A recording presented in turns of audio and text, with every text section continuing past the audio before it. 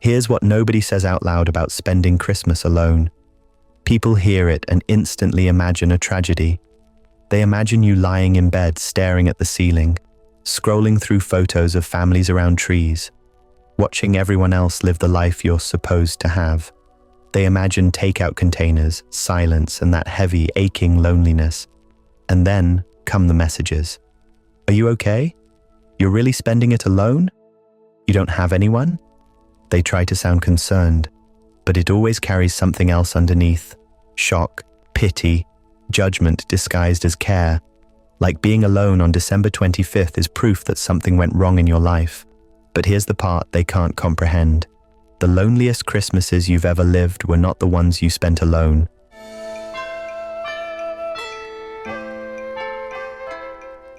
The loneliest ones were the ones where you showed up.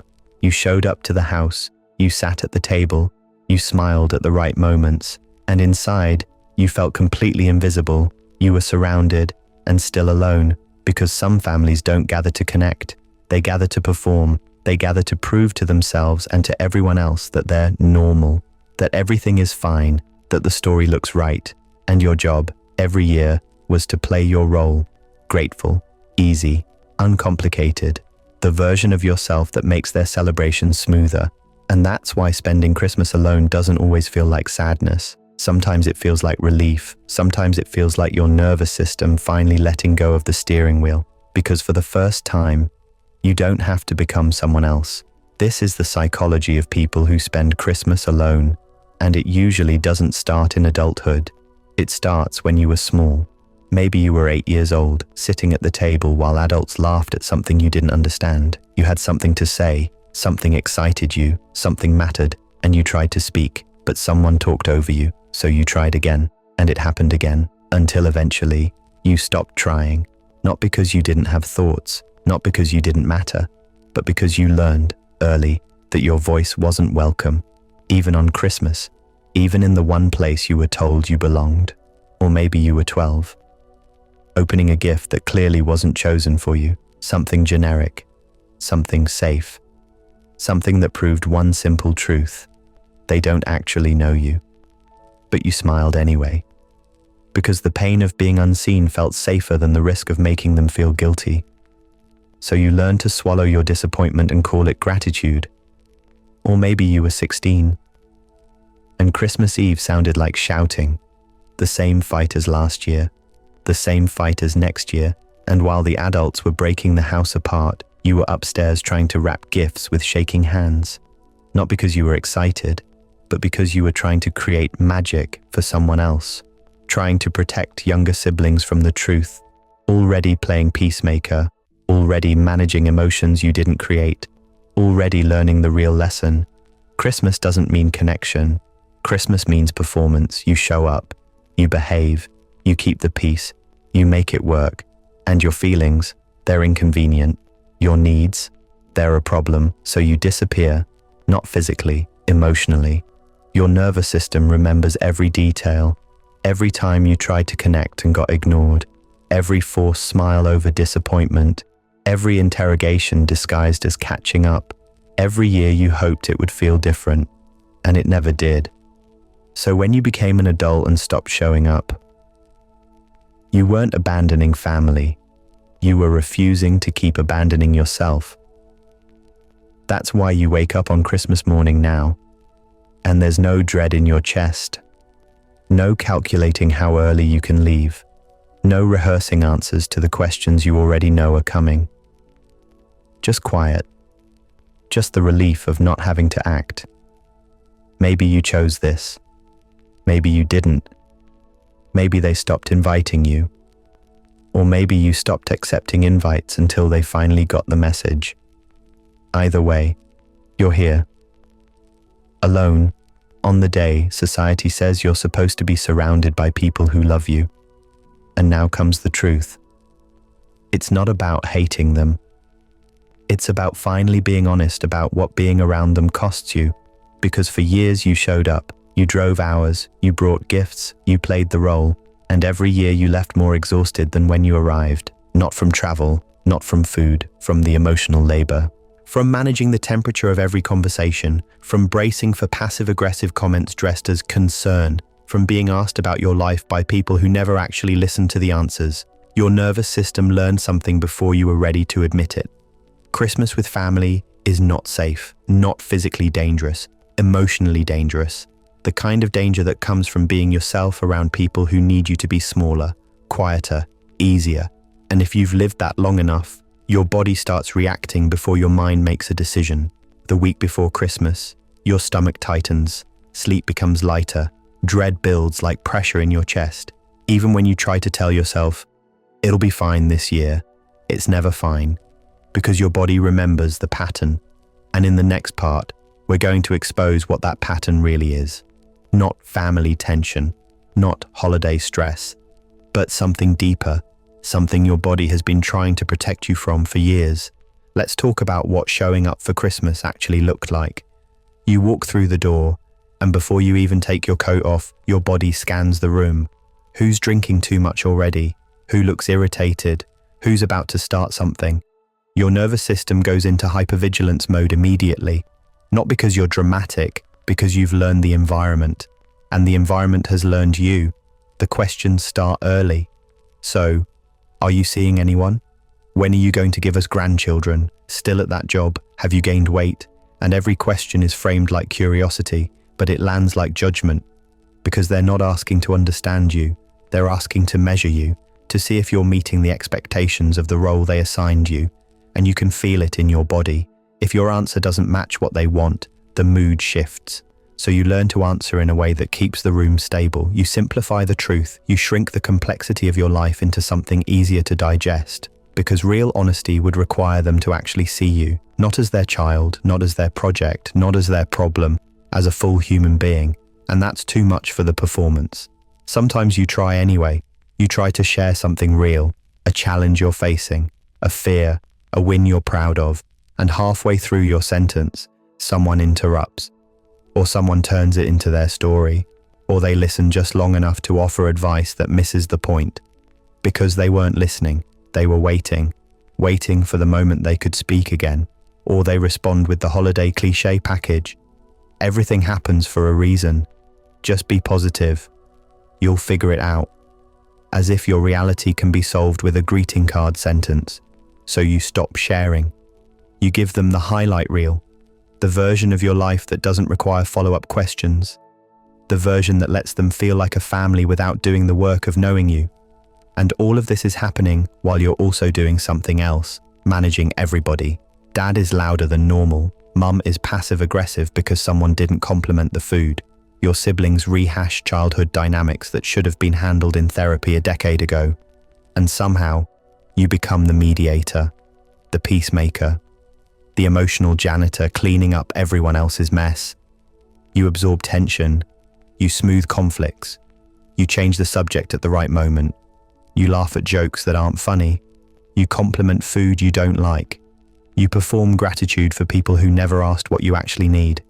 And by the end of the day, you're destroyed, not from celebration, from survival. Here's the key psychological truth. Your nervous system doesn't experience this as family time. It experiences it as threat, not the obvious kind, the insidious kind, the kind where people say they love you while making you feel unseen, the kind where affection comes with conditions you can never fully meet, the kind where family is obligation disguised as connection. So your body prepares. Every year, the week before Christmas, tight stomach, jaw clenched, shoulders locked, headaches, sleep breaks, not random symptoms.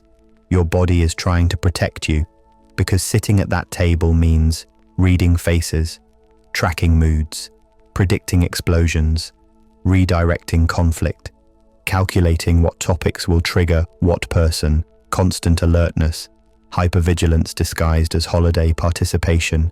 You can't relax because relaxing means missing the warning signs, and missing signs means getting blindsided by criticism, conflict, or emotional dumping you'll have to handle. This is what trauma often looks like.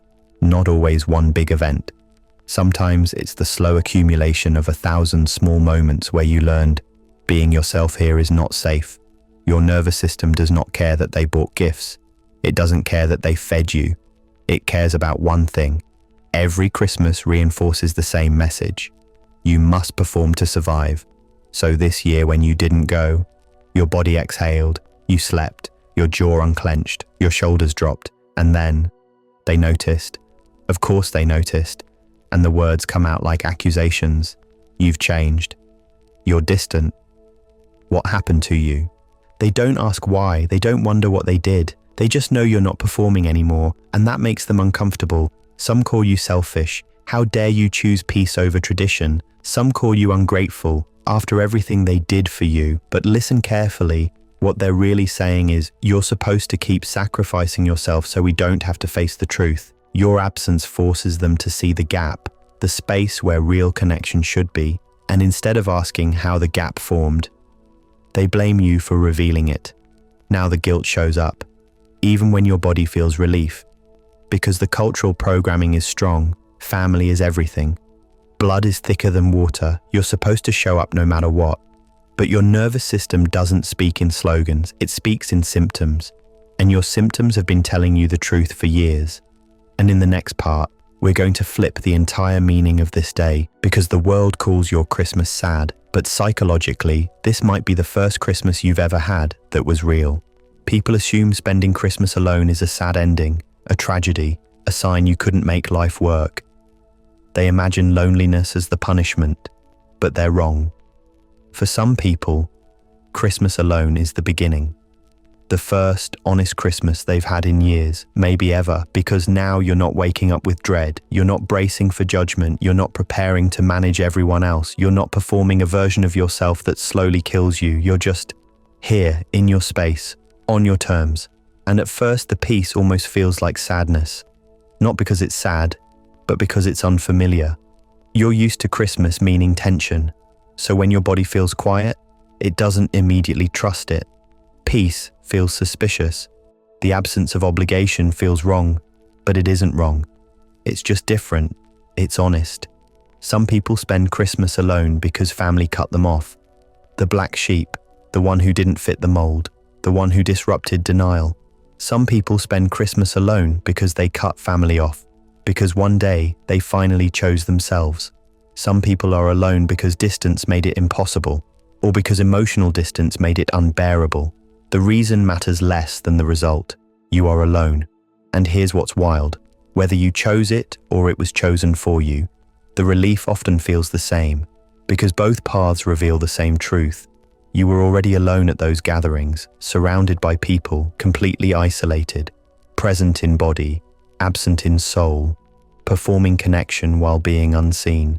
Physical isolation simply made the loneliness honest, and that's a brutal psychological truth. Physical proximity does not equal connection. Blood does not guarantee understanding. Showing up once a year is not love. You weren't avoiding loneliness by going. You were practicing a specific kind of loneliness, the kind where you're surrounded and still fundamentally alone. Now you're alone, but you're not betraying yourself.